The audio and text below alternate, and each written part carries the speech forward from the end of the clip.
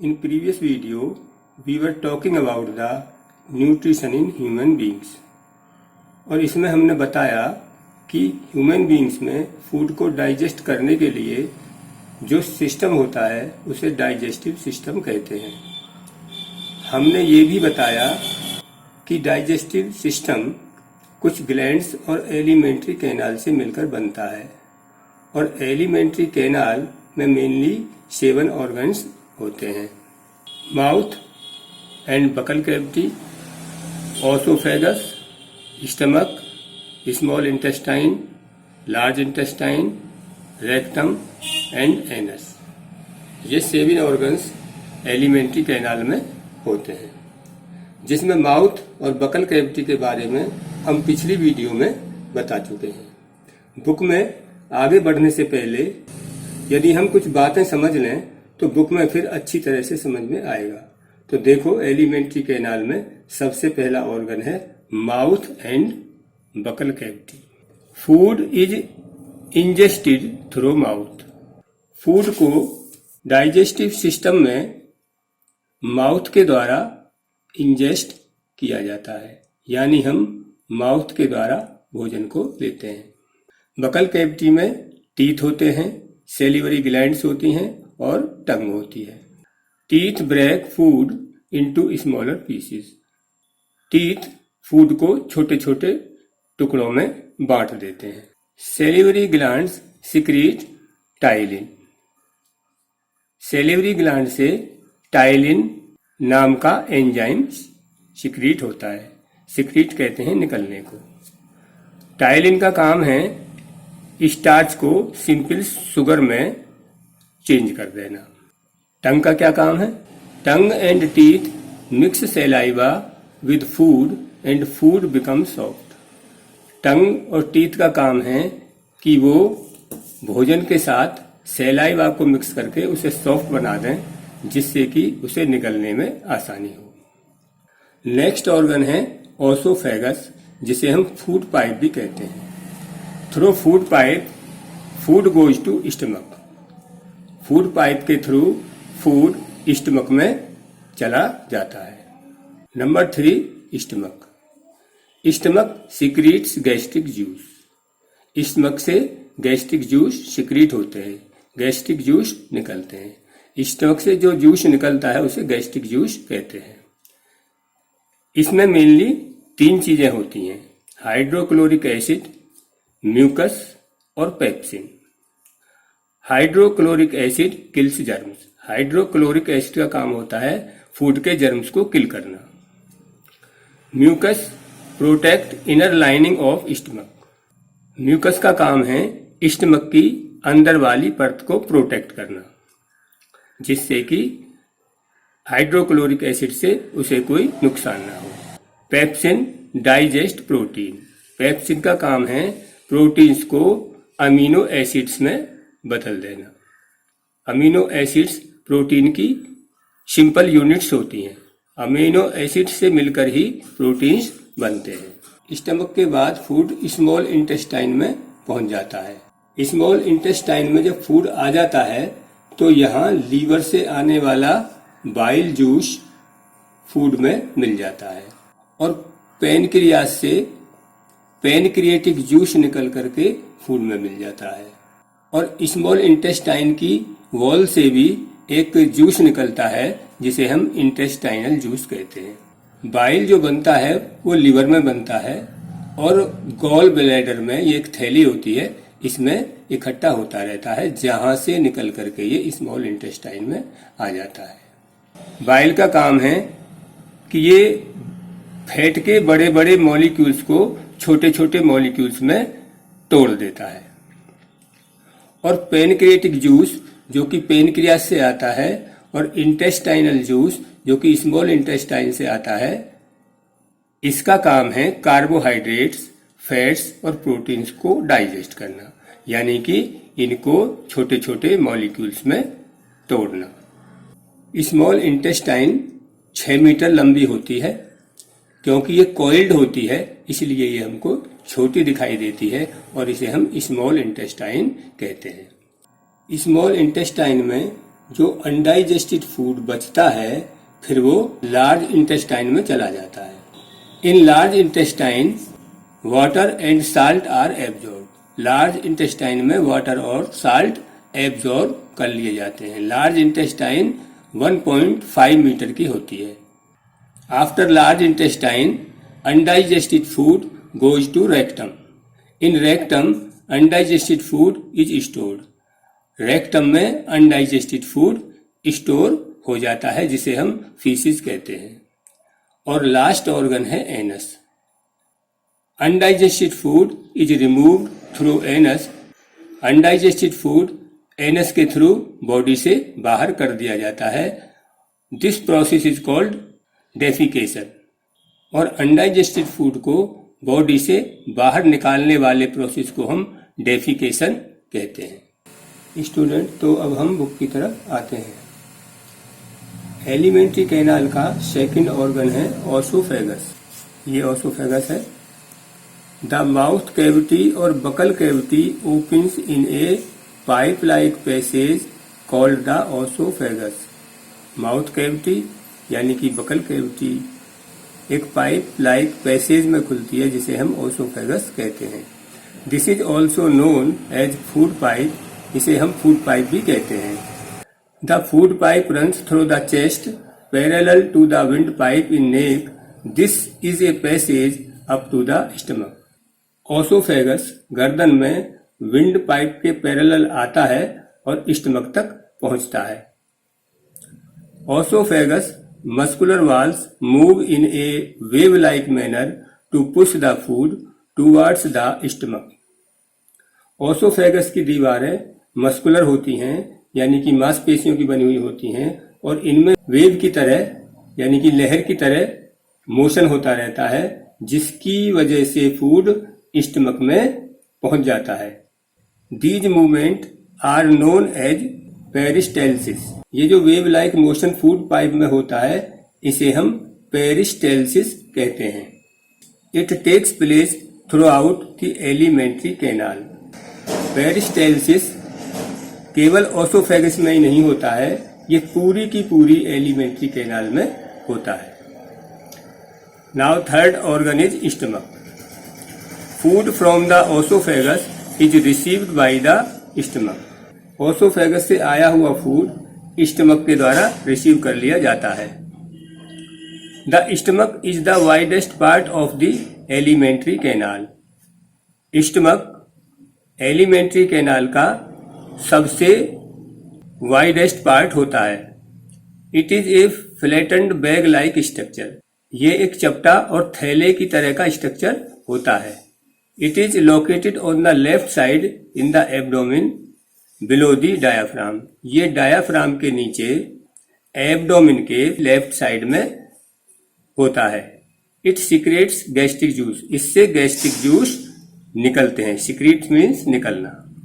The stomach also churns the food and converted it into a semi fluid paste called crime.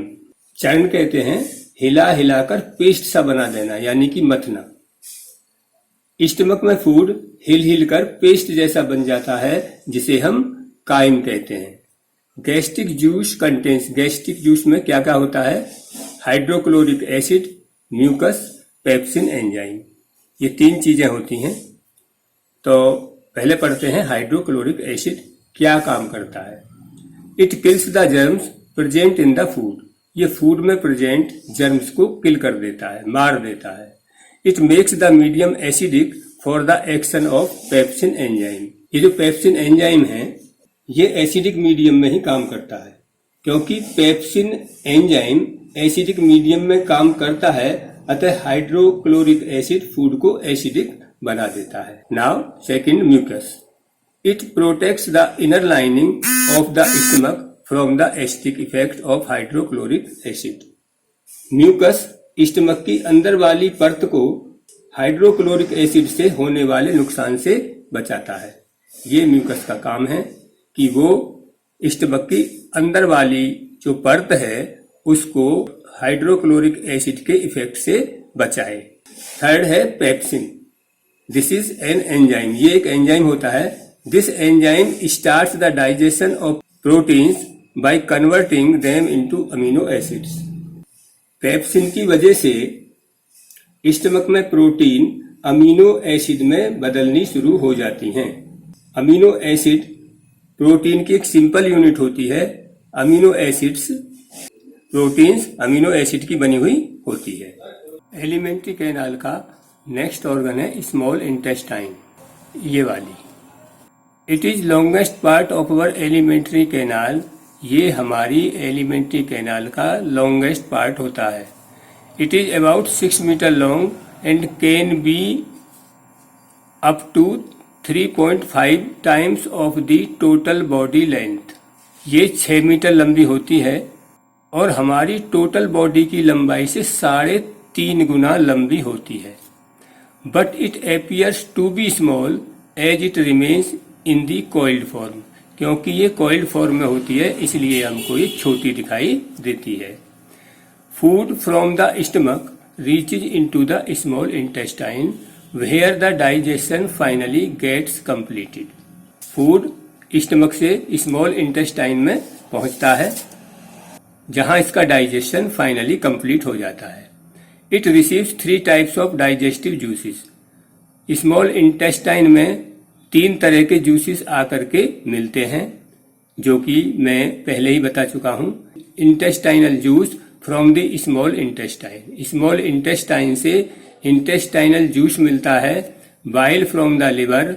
Liver से bile मिलता है। देखो ये liver है, इससे बाइल आकर के स्मॉल इंटेस्टाइन में मिलता है।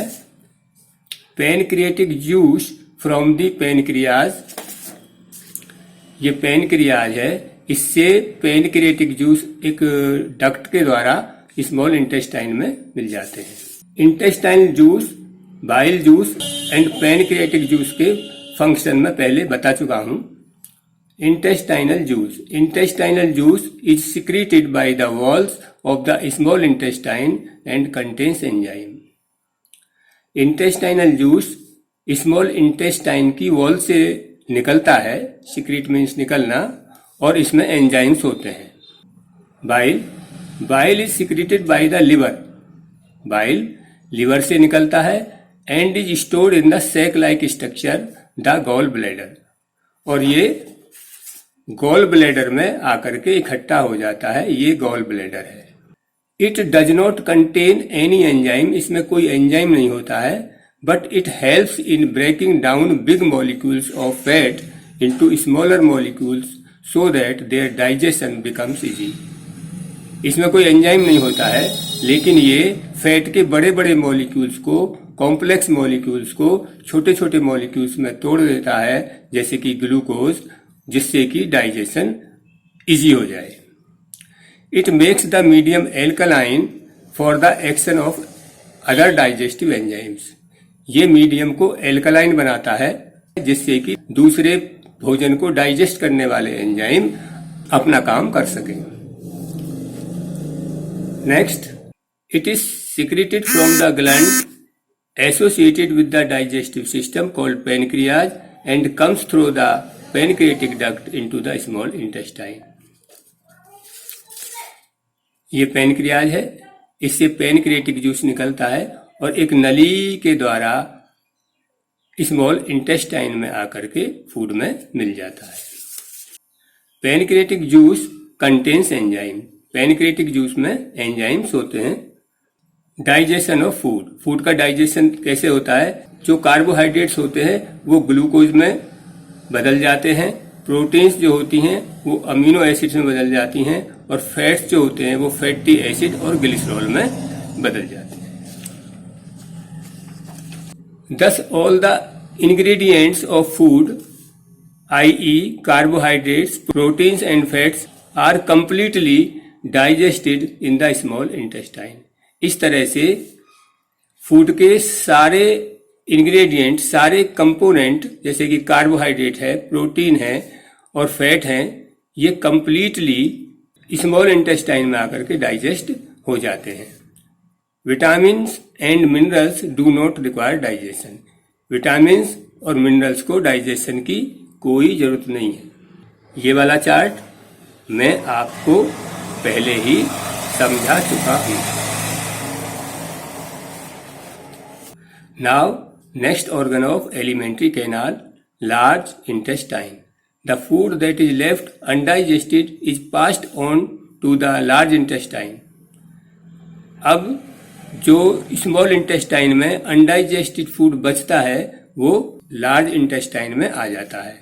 It is a 1.5 metre long tube that absorbs water and necessary salts from indigestible food. इसका काम है कि ये अनडाइजेस्टेड फूड से वाटर और अननेसेसरी जो साल्ट होते हैं उनको एब्जॉर्ब कर लेती है। The remaining part of the food is now pushed towards the rectum. अब ये अनडाइजेस्टेड फूड रेक्टम में चला जाता है। ये रेक्टम है।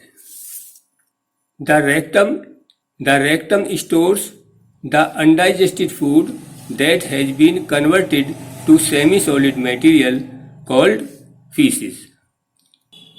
रेक्टम का कार्य अनडाइजेस्टेड फूड को स्टोर करना और उसको सेमी सॉलिड मटेरियल में कन्वर्ट करना होता है, जिसे हम फीसिस कहते हैं। Semi means half, semi solid जो कि पूरा का पूरा सॉलिड ना हो। It is removed from time to time, और इसको टाइम टू टाइम बॉडी से रिमूव कर दिया जाता है। The last organ of the alimentary canal is anus. The anus is the opening through which faeces is egested removed out.